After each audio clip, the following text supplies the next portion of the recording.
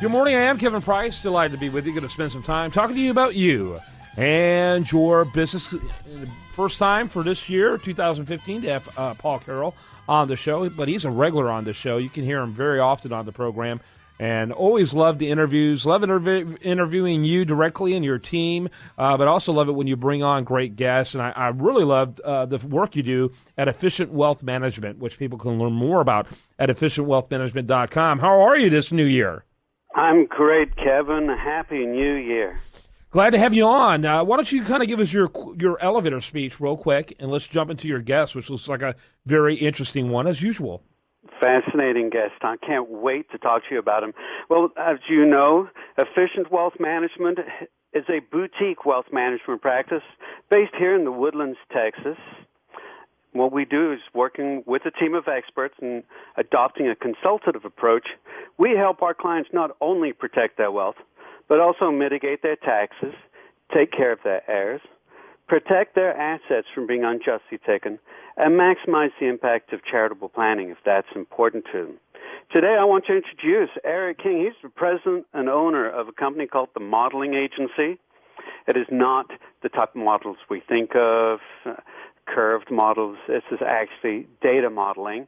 And I think you're going to find this is a very, very interesting guest. Yeah, very good, Eric. Why don't you start off with your elevator speech, if you will? Sure, you bet. And Kevin and Paul, thanks so much for inviting me onto the show. Paul, you're absolutely correct. Anybody who got in touch with us for fashion modeling has been fully unimpressed.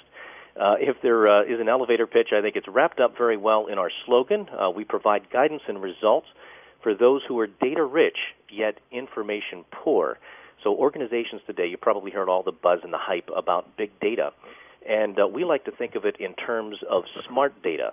How do we leverage all of that information, all that data that every transaction that takes place is being collected by these organizations, and it doesn't take long for them to become overwhelmed by the sheer volume of all this data, and they lose track of what the data is really telling them. So what we like to do is come in and not just build these predictive models, and that's where our name comes from, but to guide them in internalizing a very purposeful, very sustainable internal predictive analytic practice. That's our niche.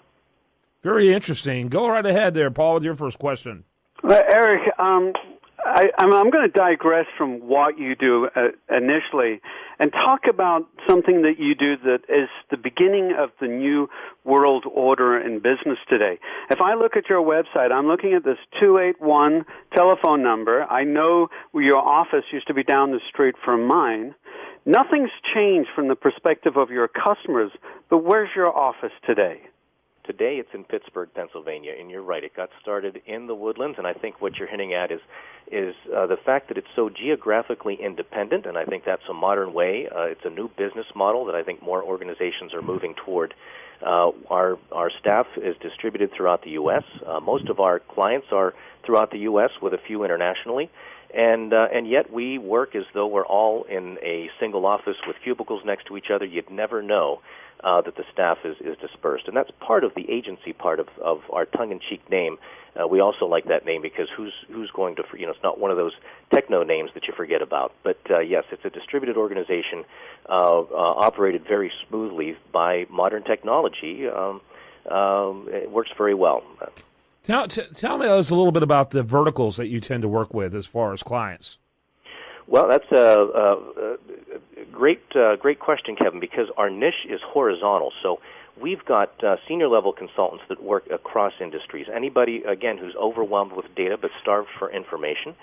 So our verticals can be anywhere that large quantities of data exist. That could be in healthcare, looking at medical imaging. It can be the most popular is customer relationship management or marketing, where we want to be able to understand what a client is most likely to buy next or who's most likely to respond to a campaign. It can be in process control, adaptively changing controls based upon how multiple resources come in. Our largest client is the IRS, where we help them in directing audits or who's most likely underreporting. So it really plays the gamut across fields. Now, we need not necessarily be the domain expert. The models that we build, we want them to be objective. So we work with domain experts in each field to understand how to build the models and then translate them so that leadership can really understand how to make best use of it and how it can be best operationalized. Interesting. Go ahead there. Well, I've got to share a story with you, Kevin. Eric here built this virtual company, and it's a significant company. He runs a lot of business through this agency. It's not a small mom-and-pop business per se. But he actually gave me the inspiration for our firm because prior to about 10, 15 years ago, you could not be a wealth management firm and not have a huge infrastructure.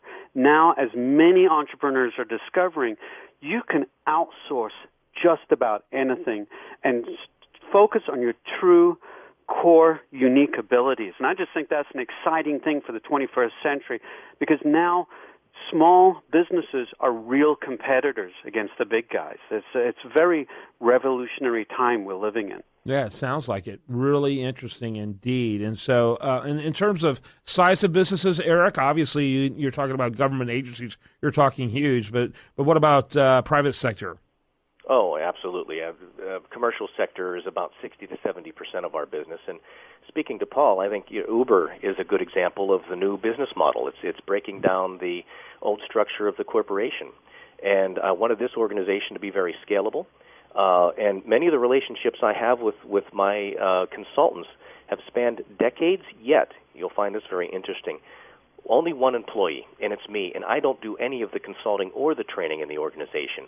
It's all through long-term existing relationships. Everybody is a 1099er, not a W-2, and we're all connected, and that's the agency part of the name that we have.